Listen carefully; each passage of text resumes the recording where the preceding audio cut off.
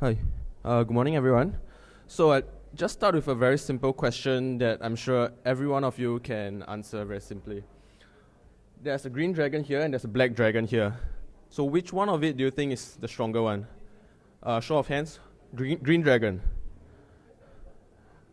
Black dragon. Okay, there's an overwhelming majority of people who think that the black dragon is the stronger one.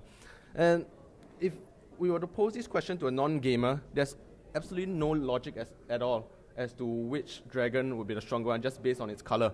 But if we have played a lot of games before, you would know that traditionally the black dragon is the much stronger one. And this is because of game mechanics such as upgrades, unlocks, etc. and things like that. And such information sticks with us subconsciously, brought about by the game mechanics that I mentioned earlier, and without ourselves knowing it. And in many cases, it wasn't even designed with this in mind.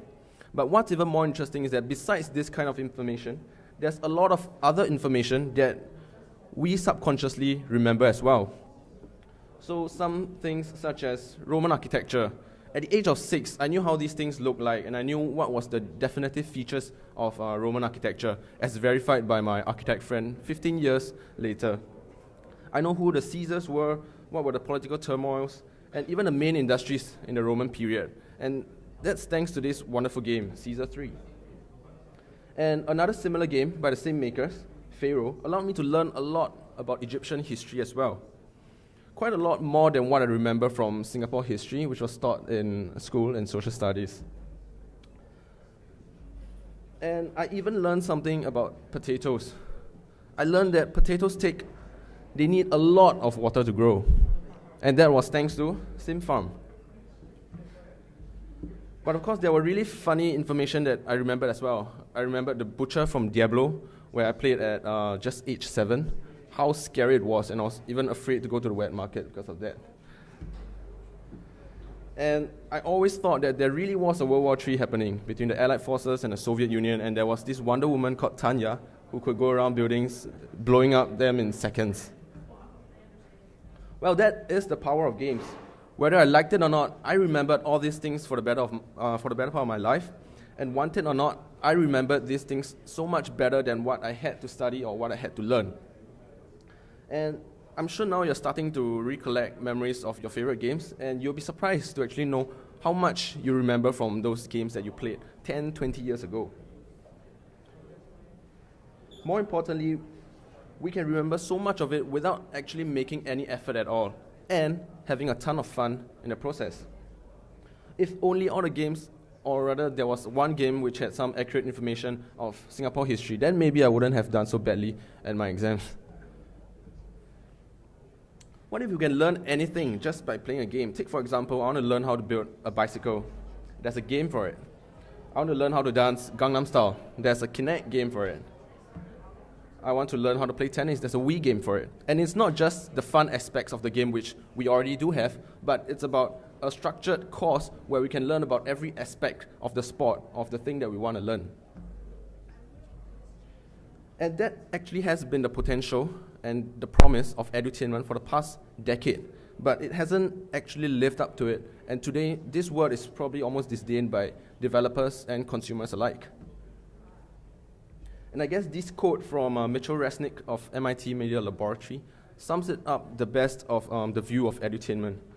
In edutainment, education is viewed as a bitter medicine that needs the sugar coating of entertainment to become palatable.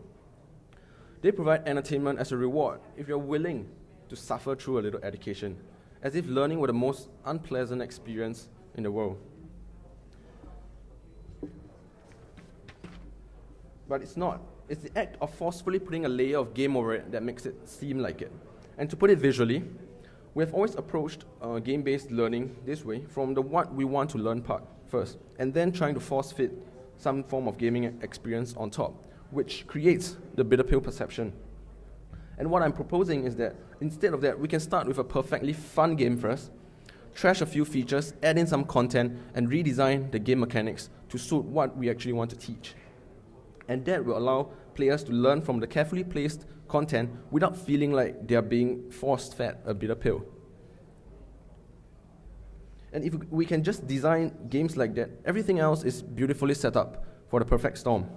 The other side of the puzzle gamers, they're already in place for this revolution. Why do I say this? With the coming of casual games, the question changes from whether you're a gamer to actually what games you play and how often do you play them. And besides that, gamers are continuing to spend ever higher amounts of time on playing games. Recent research at CMU, the Carnegie Mellon University, shows that the average young person in a country today with sufficient gaming penetration actually spends an estimate of 10,000 hours before the age of 21 playing games. And that figure is especially interesting because that's approximately equals to 10 years of schooling. So you have this entire parallel track of gaming together with education where people are spending as much time trying to be a better gamer as much as everything else they learn in school. And you probably know about or even read this book by Malcolm Gladwell called Outliers.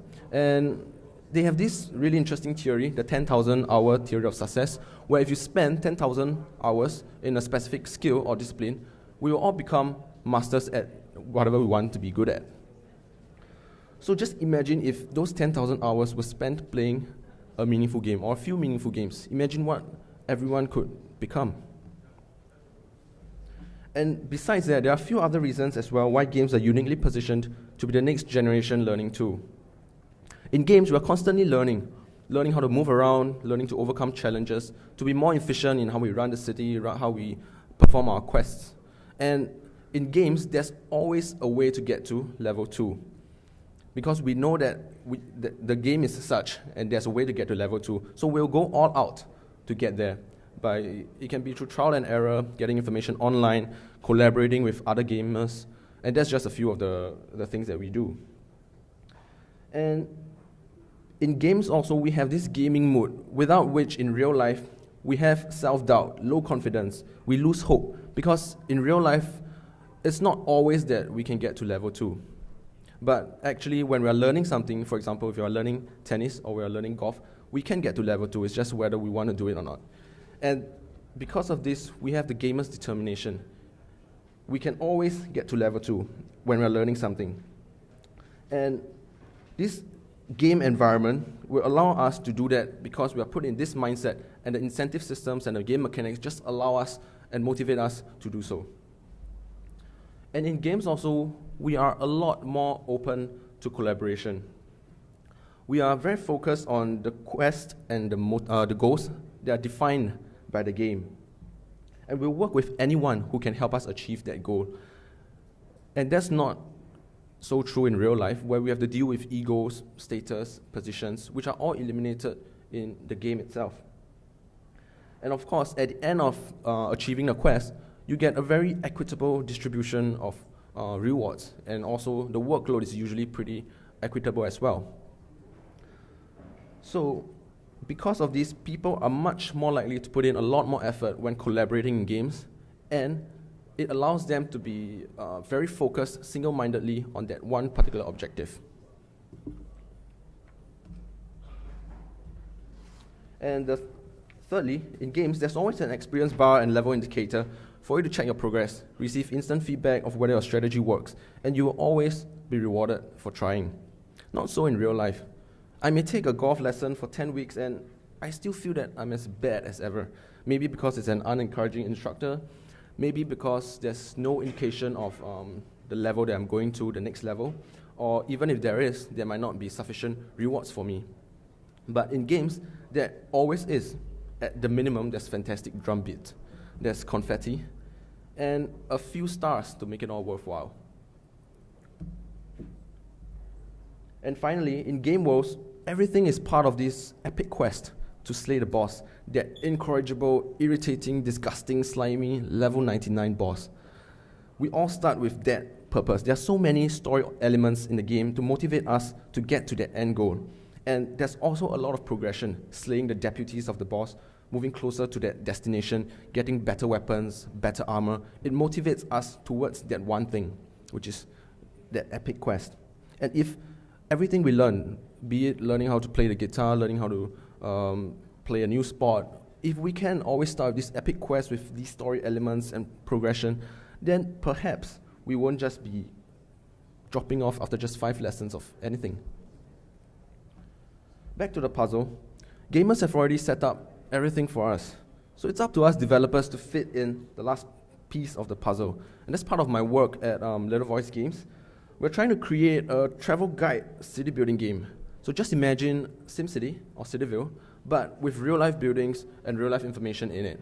So you can build the Marina Bay Sands, you can build Singapore Flyer, you can build the Esplanade in the game. And it works just like the city building games. So this game is called Monster Colony. And just imagine there's all the cities in the world to play with. There's New York, there's Paris, there's Sydney. And before you jet off to your next destination, just play the game for a while, and you know how the city looks like, what it has to offer, just simply by playing it. So here's a few screenshots of the game, and you probably would recognize some of the buildings here. You can see the Marina Bay Art Science Museum, National Museum, and a Singapore Flyer there. And there's some information on the buildings as well. Not too much to clutter you, just enough for you to learn how they look like and what they have to offer. Here are a few more screenshots. And here are just some of the assets, the buildings that we've created. And that's not just it. Imagine the potential of the game. Just simply being based on real-life information and content, there are 1,000,001 ways we can bring even more useful and interesting things to the game. Take, for example, reviews at restaurants. We can integrate with Hungry Go Where to put in the reviews into the restaurants, and we can put in real-life transport systems to let people know about what kind of transport is available in the city and how they can take it. We can put in events, such as F1, the film festival, just to let people know about the events happening in the city. The possibilities are endless, and that's the strength of using real-life content. You never really run out of content to develop into. And finally, I think it's time for meaningful games to step up and become the edutainment 2.0 of today. We can and we should have a game for everything, all of our learning functions, at least for the fun ones. You know, like learning how to dance, learning how to play the guitar, learning how to play a new sport, learning how to cook, to draw, to sing, to make handicrafts, to farm, essentially for everything we want to learn. And it's going to be very fun and enriching. There's going to come a day where we can just take out our phone, open an app, and start learning, just like we'll play a game for the fun of it. Thank you.